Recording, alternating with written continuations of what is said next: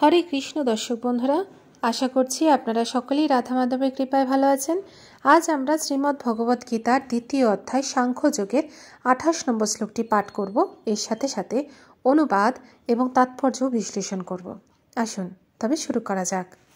অব্যক্তাদীনি ভূতানি ব্যক্তমধ্যানি ভারত অব্যক্তে নিধন এব তত্র কা পরিদেবনা। অনুবাদ: হে ভারত, সমস্ত সৃষ্ট জীব উৎপন্ন হওয়ার আগে অপ্রকাশিত থাকে, তাদের স্থিতিকালে প্রকাশিত থাকে এবং বিনাশের পর আবার অপ্রকাশিত হয়ে যায়। সুতরাং তার জন্য শোক করার কি প্রয়োজন? তাৎপর্য: আত্মার অস্তিত্বে বিশ্বাসী এবং অবিশ্বাসী উভয় শ্রেণীর দার্শনিকদের মতবাদকে মেনে নিলেও কোনো ক্ষেত্রেই শোকের কোনো কারণ নেই।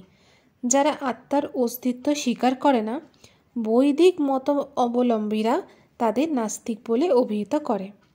এমনকি যদি তর্কের খাতিরে এই নাস্তিক মতবাদকে সত্য বলে গ্রহণ করাও হয়, তাহলেও অনুশোচনার করার কোনো কারণ নেই। আত্মার স্বতন্ত্র অস্তিত্বের কথা ছেড়ে দিলেও সৃষ্টির পূর্বে জড় উপাদানগুলির অব্যক্ত থাকে। এই সূক্ষ্ম অব্যক্ত স্তর থেকে ব্যক্ত আকারের প্রকাশ হয়। যেমন আকাশ থেকে বায়ুর উদ্ভব হয়, বায়ু থেকে অগ্নি, অগ্নি থেকে জল এবং জল থেকে মাটির উদ্ভব হয়। এই মাটি থেকে নানা আকারের প্রকাশ হয়। উদাহরণস্বরূপ বলা যায়, একটি বৃহৎ অট্টালিকার প্রকাশ হয় মাটি থেকেই। যখন সেটিকে ভেঙে ফেলা হয় তখন তা আবার অপ্রকাশিত হয়ে পড়ে ও অন্তিমে অনুরূপে অবস্থান করতে থাকে। শক্তি সংরক্ষণের নীতি বর্তমানই থাকে, কেবল সময়ের প্রভাবে কখনো তার প্রকাশ হয় এবং কখনো তা অপ্রকাশিত হয়ে পড়ে। সেটিই হচ্ছে পার্থক্য।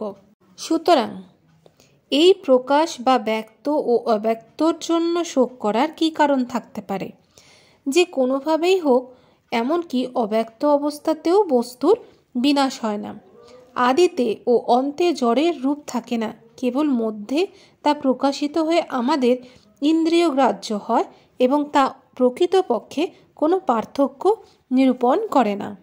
আর আমরা যদি ভগবদ্গীতায় উক্ত ওই বৈদিক সিদ্ধান্তকে মেনে নিই যে জড়দেহটি কেবল কালের প্রভাবে বিনষ্ট হবে কিন্তু আত্মা চিরশাশ্বত, তাহলে আমাদের সবসময় দেহটিকে একটি পোশাকের মতন বলে মনে করতে হবে। তাই এই পোশাকটির পরিবর্তনের জন্য কেন আমরা শোক করব? আত্মার নিত্যতার পরিপ্রেক্ষিতে প্রকৃতপক্ষে জড়দেহের যথার্থ কোনো অস্তিত্বই নেই। এটি অনেকটা স্বপ্নের মতন। স্বপ্নে যেমন কখনো আমাদের মনে হয় আকাশে উড়ছি অথবা রাজা হয়ে সিংহাসনে বসে আছি, কিন্তু নিদ্রাভঙ্গ হলে আমরা দেখতে পাই যে আমরা আকাশেও উড়িনি অথবা সিংহাসনেও বসিনি। বৈদিক জ্ঞান আমাদের দেহের অনিত্যতার পরিপ্রেক্ষিতে আত্মতত্ত্বজ্ঞান উপলব্ধি করতে অনুপ্রাণিত করে। সুতরাং কেউ আত্মার অস্তিত্বে বিশ্বাস করুক অথবা আত্মার অস্তিত্বে বিশ্বাস নাই করুক, কোনো অবস্থাতেই জড়দেহের বিনাশের জন্য কোনো শোকের কোনো কারণ থাকে না। তাহলে দর্শক বন্ধুরা, এই ছিল আমাদের শ্রীমদ্ ভগবদ গীতার দ্বিতীয় অধ্যায় সাংখ্যযোগের 28 নম্বর শ্লোকটি তাৎপর্য।